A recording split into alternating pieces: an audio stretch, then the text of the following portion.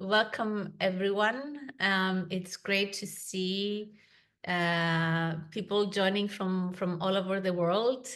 My name is Kyriaki, and with Elena, we are co-leading the ISPIM Special Interest Group on social innovation, which is this group. It's a young group that I think it's less than a year old.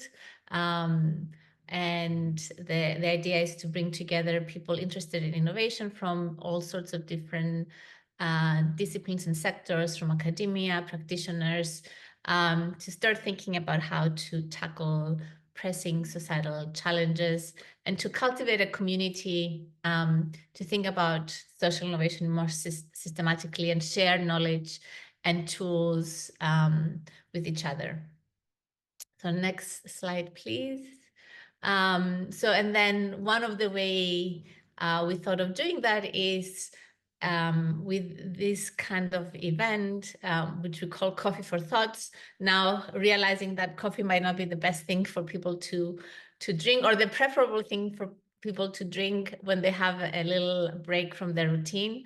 But you get the idea. Is this just kind of like take a little break from what you're doing and come together to listen to some people that have worked in the field, and we think that they have some insights to share with us that could hopefully will be interesting to you.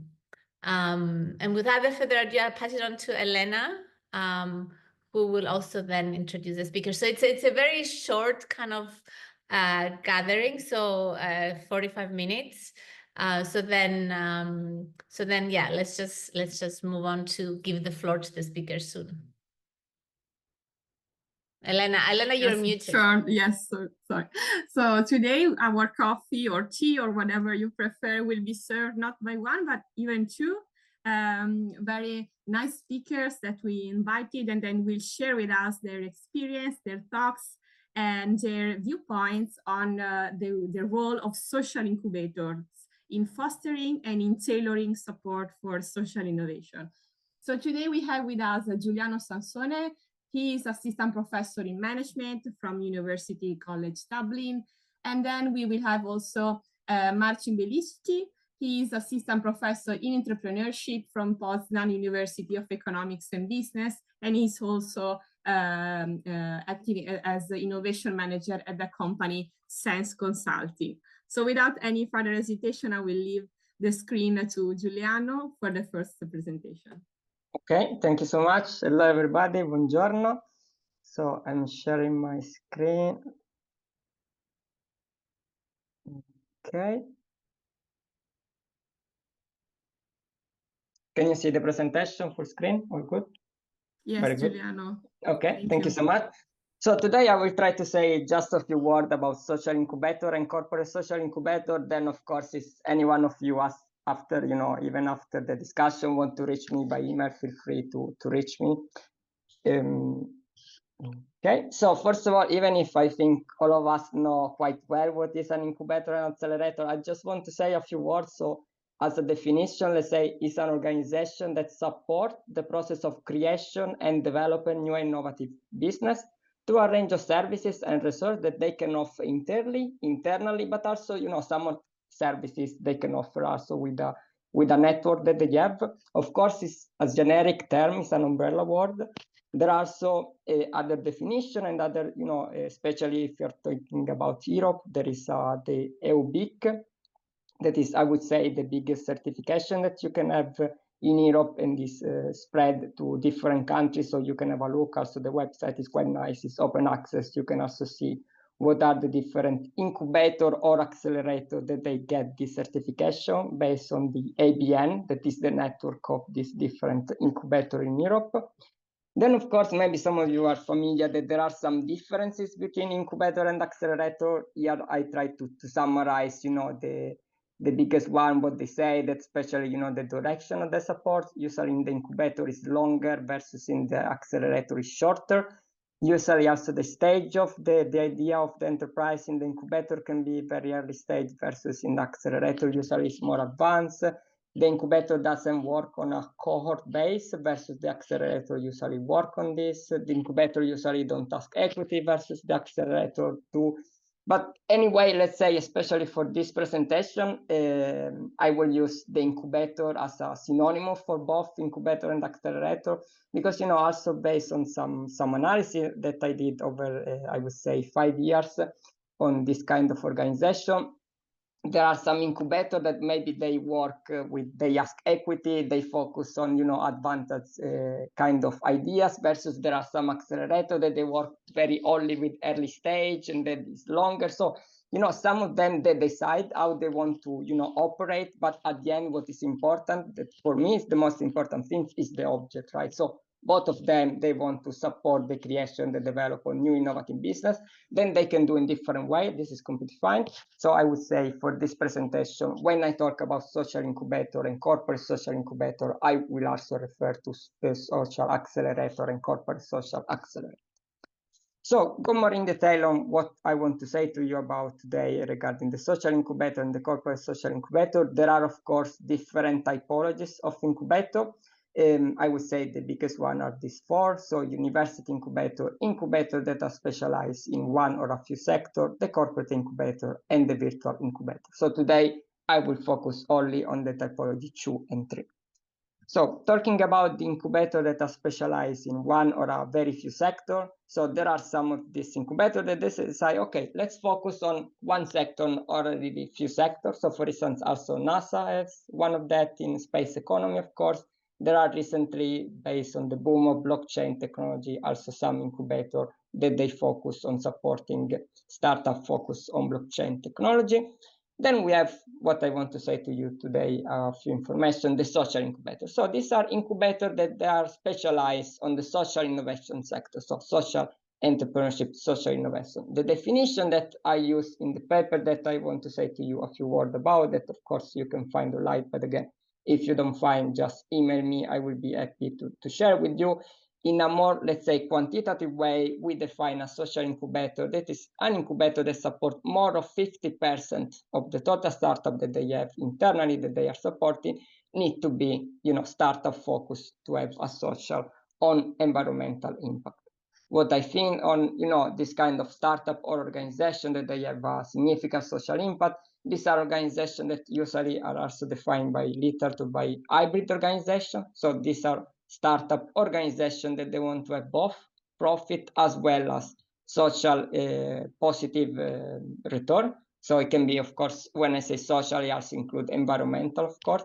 So these are incubators that they focus on supporting the large majority of startups that have this kind of impact. Okay, so in addition to have some financial return, they also want to have some social or environmental positive, of course, return. Okay. Of course, there are some differences between the social incubator and the traditional one. The first one, as I say to you, is the type of startup that they support. So the social incubator, they are focused on the social startup. Then also the funding that they can work and they can try to reach regarding the startup that they are supporting. So here we talk about the impact investing. So again, similar to this kind of organization that want to achieve financial as well as social positive return, also some investment, they want to do both. So such as business angel and venture capital, they want to achieve both financial as well as social return. Here are some networks that if you are interested, you can reach. And since, you know, when we organize this meeting, we also say, okay, let's share with us some opportunities, some also way maybe in the future to collaborate with everybody here in the online room. So for instance, in Dublin, there will be a conference on impact investment. I'm a part of the research committee. It will be in January. The deadline is very soon, so just in a few days, November 24. And especially if you are a PhD student, the registration fee is quite low. So, and again, if you have any question, just let me know. I will be more than happy to share with you this call for paper. And then, of course, what is also different between the social startup and the traditional incubator is the services that they are supporting.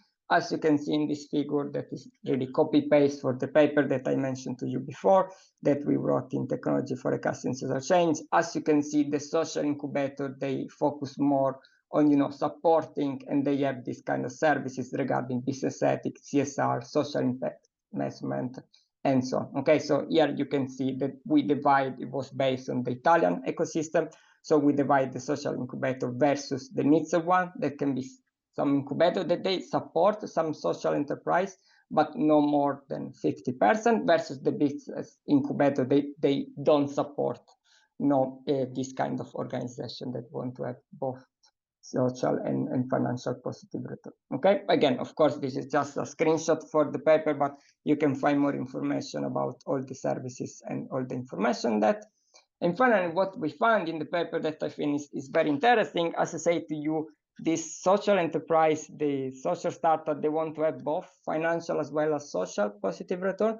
So we analyzed the difference between the social incubator versus the other incubator. We did that in all the possible ways. So we did also with the versus the mixed one versus only the business and so on, with different regression analysis that, again, you can find in the paper.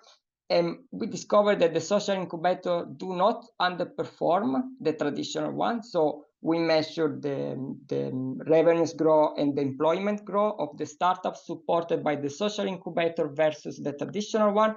And we saw that if you are supported by a social incubator or if you are supported by a traditional incubator, there is no difference. Okay, so we didn't find any statistical difference on that. So I think it's very interesting, because again, we show that also the startup can match, can grow in employment and revenue, even if they are focused also to not destroy our society. Then here there are just a few examples in Italy again, since the research is also based in Italy, on what is for us a social incubator. So for instance, Social Fair in Turin is an example of that. Impact Hub is kind of European. You can find different way also that they do the support. In Italy, they really do incubation process. I know that in other countries, they are mostly just a co-working space, but it's something that we analyze. And also Avanzi, that nowadays they call themselves a cube, is also another social incubator that, again, if you're interested, you can see online and you can have a look at them. Then finally, what I want to say a few words about is this corporate incubation, and especially the corporate social incubator. So again, I usually start, as you can already understand from me, with a definition. So the corporate incubator are specialized units that are established within a corporation to identify new business opportunity. So they are different to the traditional one because it's a corporation that the main aim is something else. So imagine it's a corporation that do IT industry. So I don't know, Meta, for instance, or Microsoft, they want to sell us products and services on IT. So their main aims, of course, is not to support the creation and the development of new venture, but they discover that, what, it's something that we can create. It's something that we can do in order to improve our innovation and entrepreneurship activity. Usually they create that for creating open innovation strategy and entrepreneurship strategy. I don't know if you're familiar with the term, but open innovation is mostly collaborate externally with individual and organization in order to bring internally some knowledge and innovation that is happening outside the organization, versus the entrepreneurship is mostly internally. So for instance, they have a call for idea internally, the corporation, to say, okay, let's see if internally there is some people that have some nice idea that we can develop. And then these people, they go for a corporate incubator program. So they do like a traditional, say, path, and they develop, or they at least try to develop the idea within the corporation. Again, here there are some examples of corporate incubator. I did a lot of report on a lot of different countries. And we also working right now for Latin America, such as Brazil and Argentina, to develop this kind of report. And as you can see here, there are different sectors. This corporation are developing a corporate incubator program. So for instance, in Italy, there is a telecommunication industry. If you look in Spain, also there is another telecommunication industry, but in other countries, you can see there is Meta, there is a bank, there is automotive industry, there is airplane industry. So as you can see, it's very spread on different sectors. There is also Arsenal. So for soccer fans, there is also this sector included. And you can find also some information about this different report on the Social Innovation Monitor website. Then what they can do, sometimes they create this in partnership, so they don't have internally maybe they don't have the knowledge, maybe they don't want to, use too much time and energy to create this corporate incubation program. So they collaborate with an external organization that usually is a traditional incubator that support them to create this corporate incubation program. Of course, like always, as we say in management, there is a trade-off. So there is some advantages and disadvantages in doing that. An advantage is that you can allocate less resource and activity to create this kind of program, and also that you will use a network and skill that they have already created in the past based on their activity, the incubator. Versus the disadvantage is that, of course, as a corporation, you have less control of the program, so maybe you don't decide all the process, you don't see, and you cannot make sure that they will do what they say in paper. And also, of course, it's more complex to manage, right? So imagine just to all the paperwork that you need to do in order to make sure the intellectual property right, knowledge, experience, and so on, that you don't want that they get spread too much, especially if you have something that you want to protect internally the organization.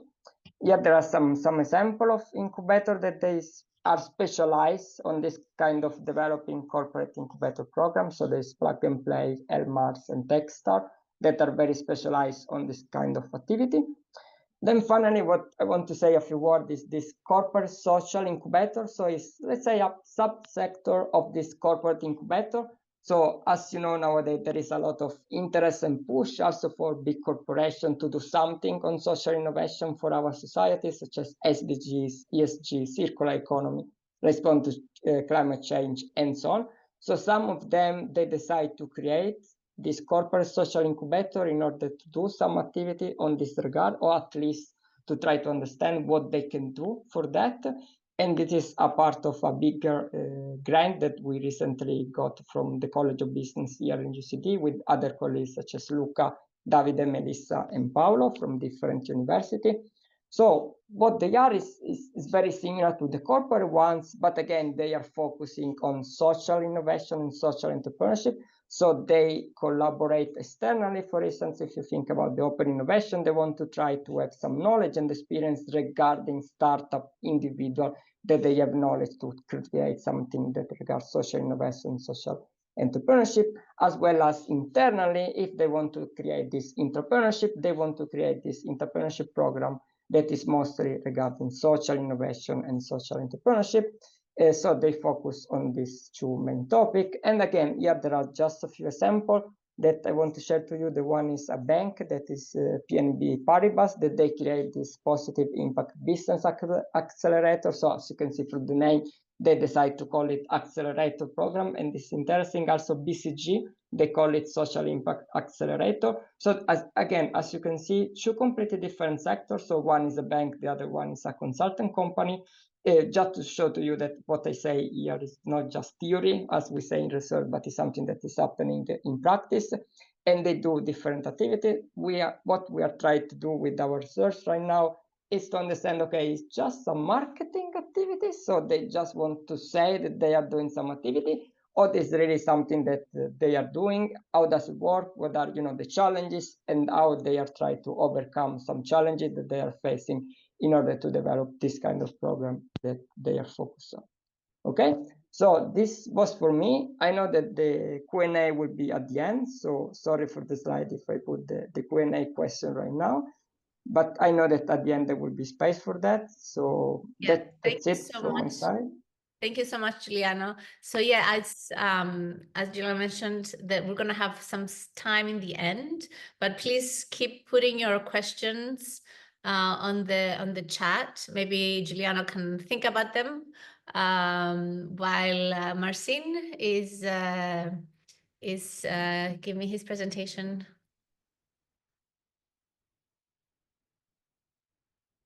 Yeah, I assume you can hear me. Yes, perfect. Okay, perfect. So first, thank you for having me here, and thank you for the possibility to tell you a bit more about two things. The first one is popojutrze. For those of you who are not familiar with Polish, popojutrze means the second day after tomorrow. And this is the social incubator, which is created within Sense Consulting, which was mentioned previously. And the second one is my university, Poznań University of Business and Economics. And I have a pleasure to be involved in social incubation from those two perspectives. And I want you to keep in mind all the definition and characteristics of the social innovation, social incubators from the previous presentation. Because as you will see in a moment, in Poland, it looks a bit differently.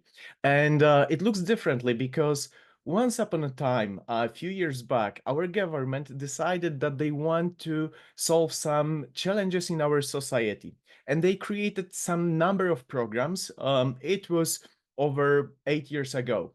And they established several publicly founded social incubators. So basically, the role was to solve some of the most urgent challenges in our ecosystem and in our society.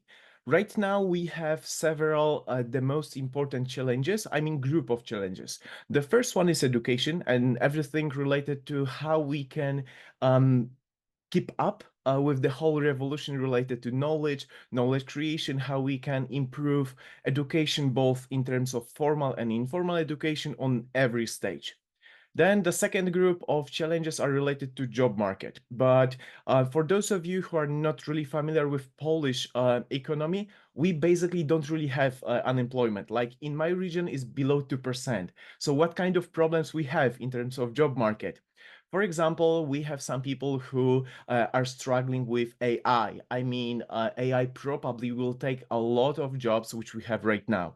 We have some difficulties in order of increasing the skills of our workforce and so on. So, or for example, neurodiversity within companies. So everything how we can improve our job market is in one group of challenges. Then we have social inclusion, we have accessibility, and we have environment. So as you might see, those challenges are probably familiar to those which you have in your countries. Maybe there are some which are very specific for either my country or to your countries. And then our government decided, okay, a couple of years back, we want to solve those challenges, at least try to solve some of them through social incubators. And as I said, we have right now the third edition of our incubators. Popojutrze, right now we are operating Popojutrze 3.0, and we had already previously two editions of our program. Currently, in Poland, we have over 200 million euros in those incubators.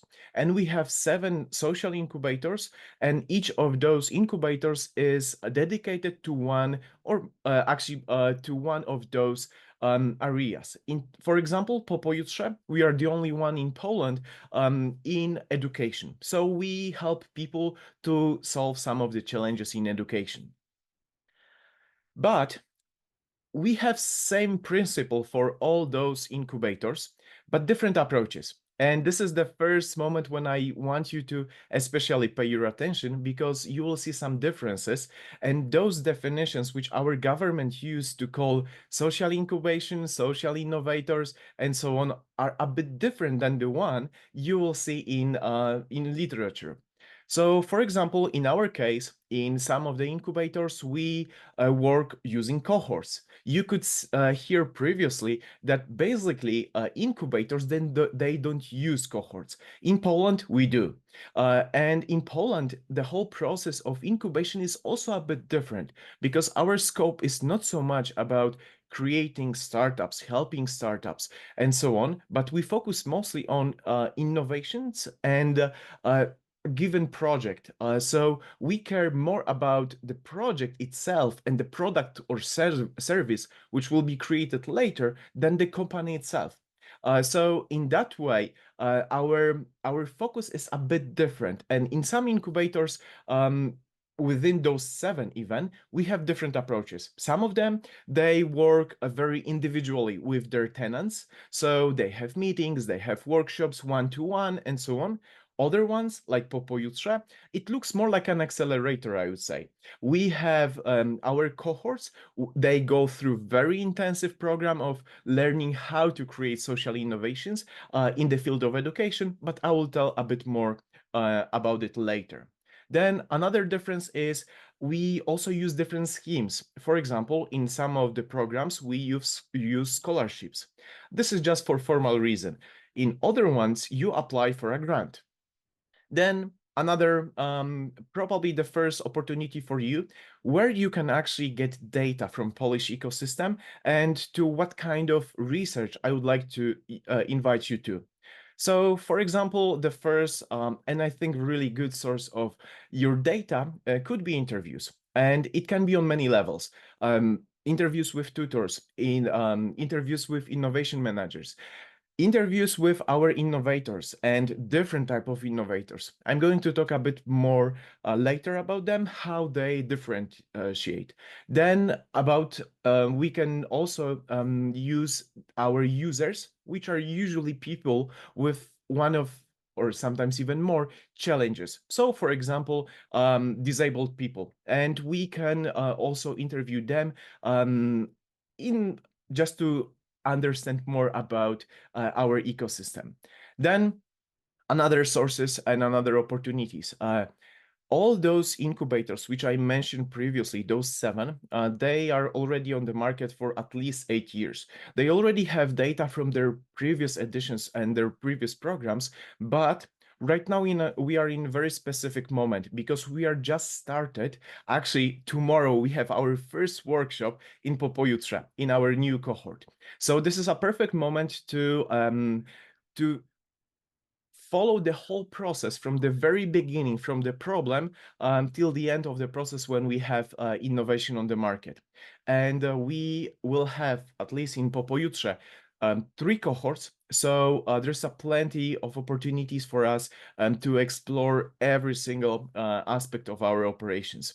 Then we can, for example, use logbooks of our innovators and to follow how their motivation was changing, how their energy was changing, what they were, what kind of things they were thinking on a given stage of working within incubator. Then we have some quantitative data, and actually yesterday I was talking to people from our ministry, and they are willing to share data about macro data about the system, and they are also willing to participate in the interviews if we want to understand the perspective of the government in terms of the whole ecosystem. And of course, other opportunities which probably you already have somewhere in your thoughts. Then, so we had society, we had challenges, incubators, and of course, the most important part are our innovators. So few words about them. We have different people who want to solve social challenges. The first group, I would call them lead users. For example, if I'm academic teacher and I see some of the challenges related to education in my university, and I already have experience how to develop innovations or social innovations. I'm pretty good at project management, and maybe I already had some first prototypes which I know they work at my university. Then probably I want to go and try to change my small prototypes into something bigger to create a product or service for all universities in Poland. Then the second group, actually probably the biggest in case of our incubator, are highly motivated users. Highly motivated, but not lead users. Why? Because they see the problem within their organization. They really want to solve it. They want to help kids, they want to help students and so on, but they are lacking skills in terms of, for example, innovation management or project management and so on. So our role is to help them to use their motivation to actually create some micro innovations for their organization and how to transform it for something bigger for the whole ecosystem in Poland.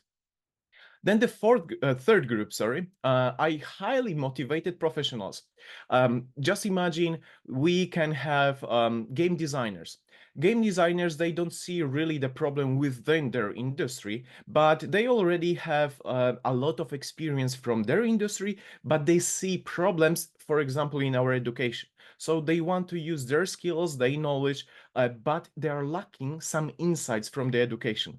So probably, as you can imagine right now, our task sometimes is to combine the group number 2 and the group number 3. The group number 2, they have great insights about the problem, and the group number 3, they have competences how to solve those problems from the education. And the fourth group, and quite interesting for the research, we call them professional grant takers. Those are people who are not so motivated to solve some of the social challenges, but they really want to take a grant to create good enough solution. Good enough that formally we cannot do anything with them. We cannot reject them often because they're very good at preparing grant proposals, for example. I'm pretty sure you know that kind of people. So from my perspective as a person involved in Incubator, we are trying to exclude them, but it's very difficult. And then different incubators, they have different rules. Sometimes you can support individuals. In other cases, we accept only teams. Then we have formal teams, but we have also informal teams. Group of friends, they can get a grant to create something for our education. And then innovation. There's nothing really particularly new here because we have the same funnel like in probably most countries. So from the ideas, we start with pre-incubation, then incubation, and this is the moment when our incubatees, they will get money. Then we have, and this is quite interesting part, Creative Commons. When you finish working on your innovation, you are obliged to release your product on Creative Commons. And as you might expect, this way it's very difficult for some of our incubatees to stay motivated because they have some problems to commercialize their products if they have to release it on Creative Commons. So there's a trade-off. You will get a grant, but your product will be for everyone for free on Creative Commons. Then we have acceleration, then we have scaling. But another dimension where we are quite specific. So the first two levels, this is our decision as an incubator. We can decide what kind of teams we want to apply. We want to apply and then accept. Then, in terms of acceleration for the best teams, this is not anymore our decision. We create just a list of recommendation, but ministry, they decide what kind of innovation they want in our ecosystem. And in terms of scaling, we don't have any voice, like formal voice. Just ministry from all incubators, they decided which innovations they want to scale in the level of the whole country. And where do I see possibilities for us to collaborate in the future? So first, Horizon and all similar projects which we can do either within university or within our incubator. If you are looking for a partner in terms of creating innovations in ecosystem, everything which is related to skill development, creativity, 21st century competences, and so on, please write down my email, which will be on the next slide, and then we can talk more. Then, of course, the research projects. If you're looking for a partner and you want to explore more our ecosystem, compare it to your ecosystems, or some phenomena which were in our ecosystem are interesting for you, and you need support, for example, with interviews and so on, also let me know. I will try to help you. And of course, knowledge sharing. It can be both formal or non-formal. We are always looking to share our experiences and learn from you. And if you are looking for contact with me, you have two different emails. I check them both regularly, so it really doesn't matter. The first one is from the university, the second one is from the incubator, and probably the easiest way is just to scan QR code and add me to your friends on LinkedIn, and then we can stay in touch. And I assume soon we'll have Q&A, so I will stop here, and thank you so much for listening to my story. Thank you so much. A very, very interesting story indeed. And also just really appreciated your call for collaboration, which is something that we also hope to be able to do with this community. Horizon grants, for example, and so forth. So I see that there's some questions in the chat. So I'd like actually to invite people that posed a question to just appear on the screen and maybe just say it in person so that we can also meet you, introduce yourself, if that's okay. Anyone that has posed a question or a comment? I see Sajat, Eugene, anyone? Camilo? No one wants to reveal themselves? I can start if nobody objects. Okay, perfect. Yeah, Leon, yeah. Go ahead. Yeah. So first of all, hold on, I'm trying to switch on my camera. I think it works. Yeah, first of all, thank you very much for both presentations. I'd like to ask questions related to A, funding, and B, governance. Because what I've seen on those slides, and especially Marcin slides, they were like, we incubator make decisions about cohort, which projects to take, etc. And then the stick is passed along to the ministry when it comes to acceleration and scaling up. And Giuliano, you were talking about different forms and types like corporate incubators, etc. But always the assumption is that it's us versus them. Us being like incubator team owners versus cohorts or applicants who will be given something, meaning mentorship, experience, sometimes money, not often, but being grants. So the point I'm making or trying to make is that how about moving this upside down? The teams, well, society, participants, they decide what's important. And that's governance. They decide what should be taken on which projects, which is a priority, how they should be formed and run. And not only they decide, which is governance, but also they have access to funds, which will be used to deliver those projects, right? That's where funding comes into picture. And it's not only funding for, say, a course, which is good. I don't have anything against it.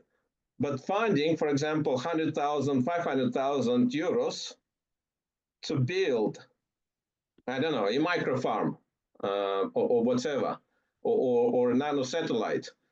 So have you seen many examples where there is more power delegated to the community, to kind of those members, participants, to make decisions, which is governance, and also to use funding. So funding basically is allocated to the community rather than to fund managers.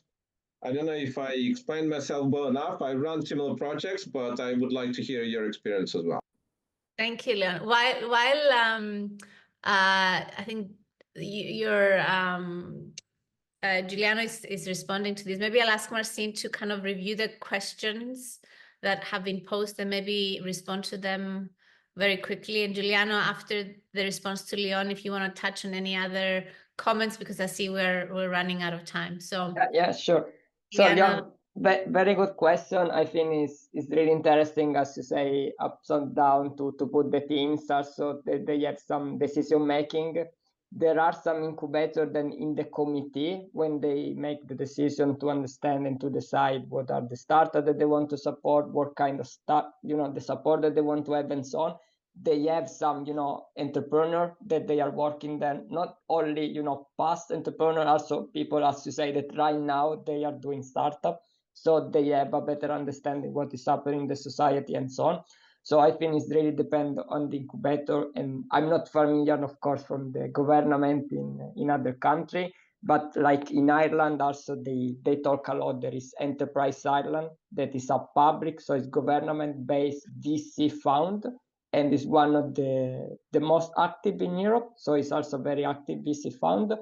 and is based. So again, there is this combination between teams, startup and government that they talk each other. And another thing that I want to add, there are also a bit of increasing program that they start with people instead of ideas. So they try to make talent people that they are different background, different interesting on creating something new. And then later on in the program, they create the teams and they need to have an idea. So there is something that is going on a different direction than starting just with the project, the ideas. Also, the other speakers said before, more focused on the person, the different individual background, and so on. Yeah, I would say this is. I don't know, Leon, if I answer more or less on what you were asking.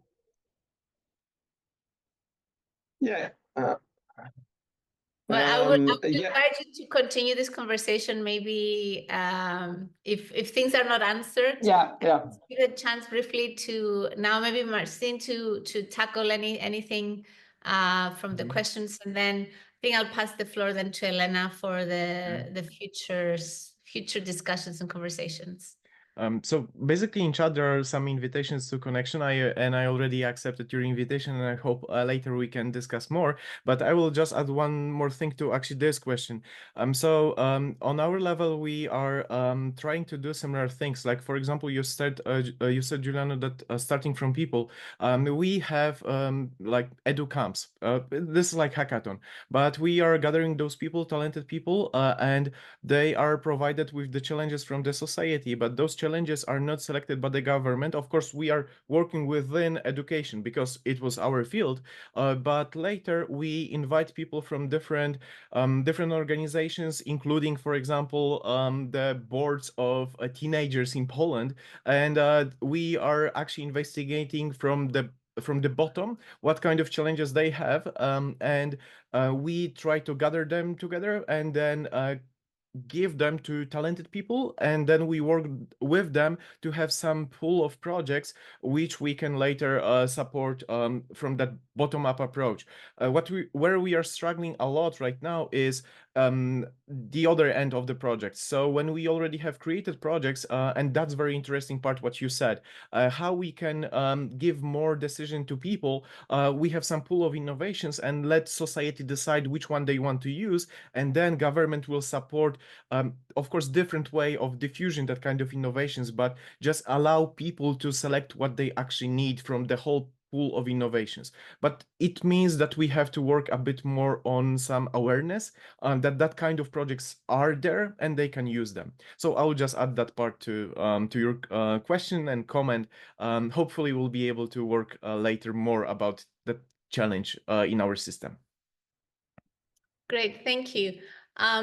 And in the invite you received from ISPIM, actually, there is the LinkedIn link to Marcin and Giuliano's LinkedIn. So please feel free to connect with them and with us. And now, Elena, can I pass the floor to you to kind of close with an announcement of more things to come? Yes, sure. So just the final minutes, just to let you know that we will have our next virtual event. So our next coffee that will be in December the 19th. And there we will reflect on the role of universities in fostering and supporting new skills for social impact. Will be delivered by Oliva Yutong Wang from the University of Hong Kong, and will be also a nice opportunity for Christmas greetings and a nice goodbye for the new year. And then we will have the next for the 2025 two physical events. You know that ISPIM will organize the conference in Cape Town in March. There we will organize a roundtable hot topic discussion reflecting on the interplay between local and international and global societal challenges and social innovation initiatives. And if you are willing to also submit a contribution that deals with social innovation, we will be very glad to welcome your submissions and post that the deadline is 24th of January for submitting your abstract for this conference. But if you are more interested into the European context, we have also the biggest event of ISPIM, which is the conference that will be in Bergen this year in June 15 to 18. Also there, we will host a hot topic discussion. There maybe then we will, of course, be open to other also insights. So we'll be mainly discussing about the scaling up of social innovation, another really hot topic about this. And also here, if you're wondering, if you are willing to submit your contribution, remember that the abstract deadline submission is on the 7th of February. That will be also the opportunity for us to launch a call for action where we will like also to gather your opinions, your thoughts, and also your expectations about what's next of this special interest group. So that's it from our side. Here you can find your QR code that is addressing to the webpage of the Special Interest Group on Social Innovation. And just let me thanks again our speakers. So thanks Giuliano and thanks Marcin for sharing your experiences and your knowledge. It was really insightful to have two voices in the same setting. And thanks also to all the participants. And you have the speakers' contact. So we invite you to keep up the conversations because this is the very caffeine to nurture this community of practice to go on. So thanks from my side. Thanks from Kyriaki also. And thank you. Goodbye. And mark your agendas with the next events. So next Coffee for Talks and next physical events.